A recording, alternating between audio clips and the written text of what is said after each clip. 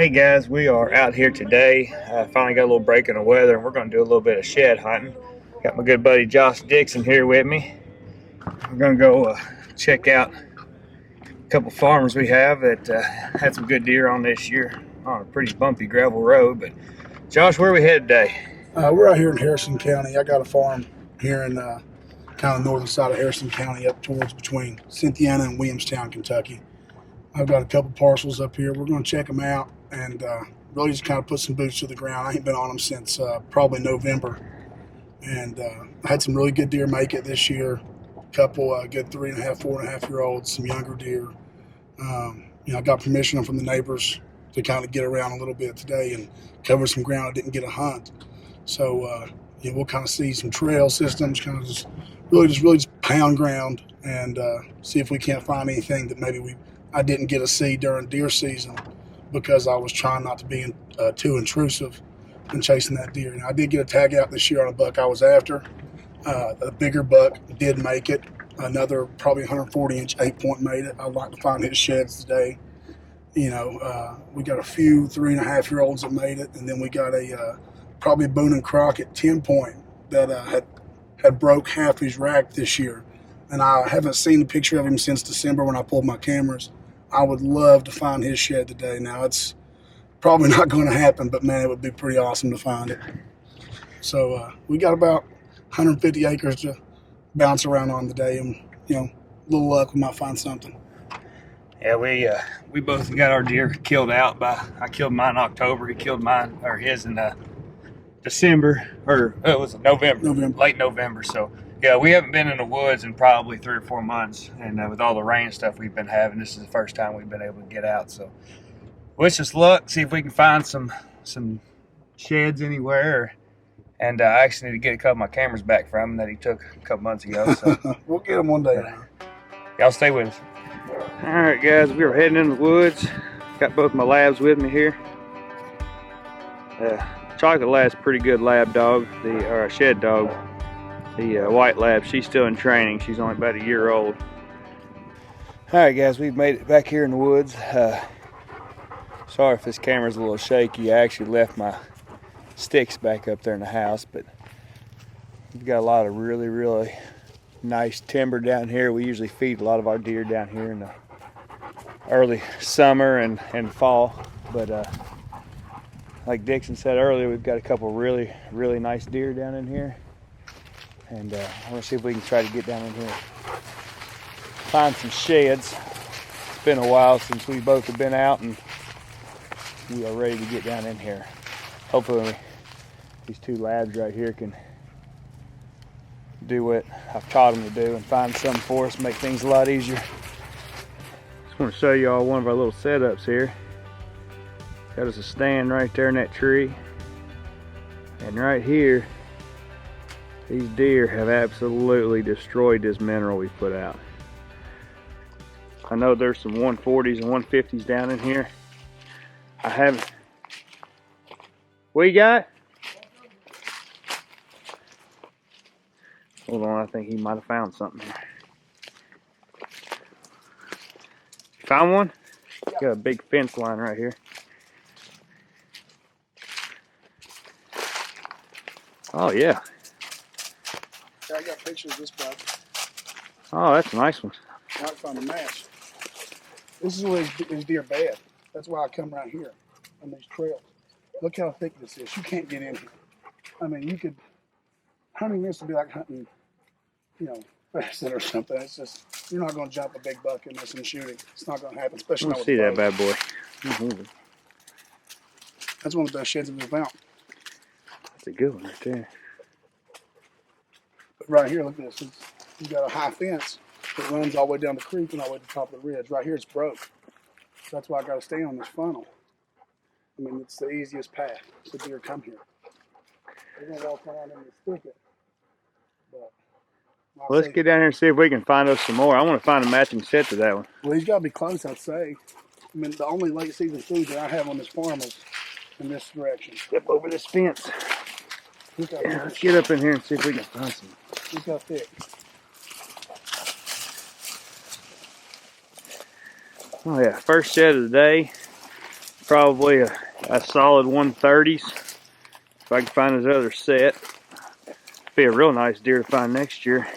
Well, I shed hunt. The way I shed hunt, I know I'm not no expert or anything like that by any means, and I don't hunt these cherry pick farms. I mean, I'm just a blue collar boy that lives in Kentucky. The way I shed hunt, I do the same thing as the way I hunt in late December, the way I hunt late season. You find, everything's dead come December, January.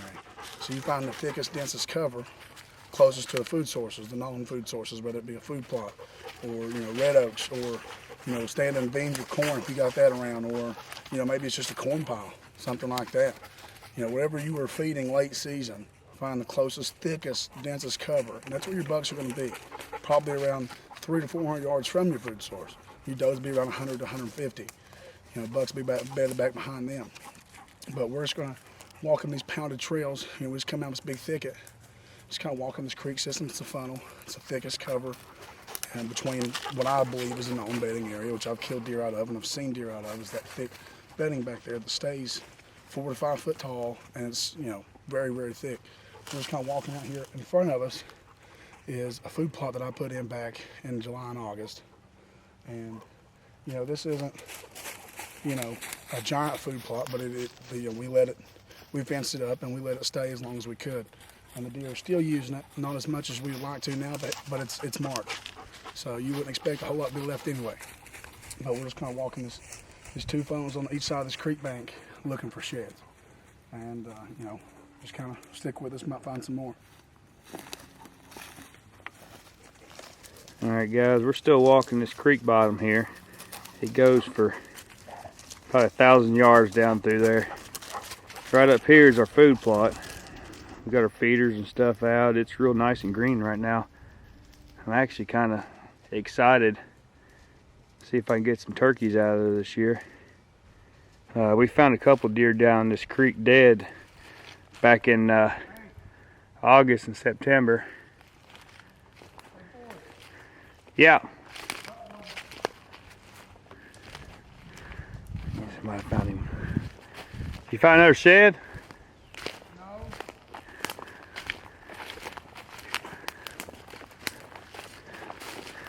Is that's a deadhead?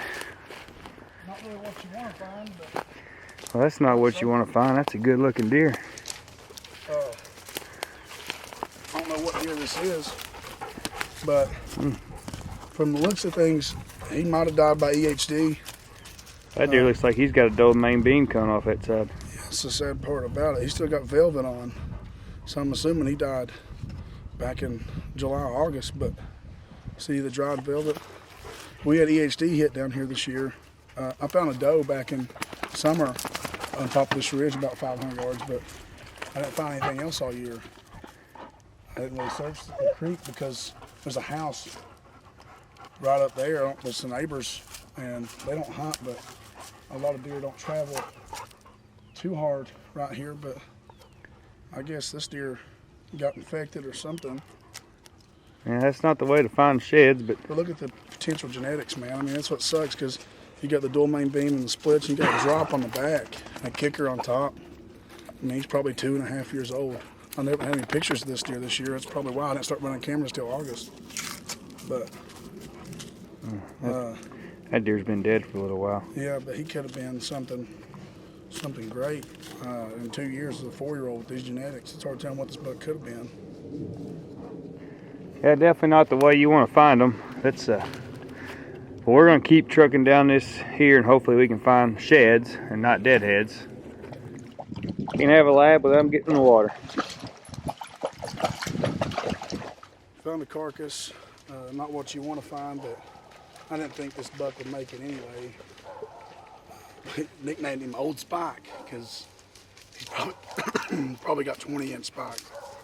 I've seen this deer all year, from July all the way up to December. He actually got me so tore up in the rut. Doe was come running on a hot trail, and I heard just something just tearing the brush up, and man, it was just grunts. I've never heard grunts that deep. I couldn't make one with any call on him. I couldn't make a grunt that deep, and it was him. He was limping down his back legs, old, gray-faced, and just an old deer. He's a huge body deer, just old and gray and hurting. His back legs look like.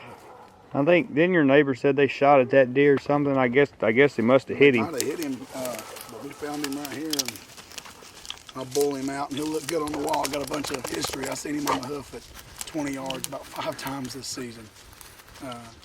I could rattle some horns and he'd come in, or I could grunt and he'd come in, or watch him trail that doe. And pretty good history of this buck this year, but sad that he went this way. But I mean, this deer had to be up in age, and he definitely wasn't healthy this year.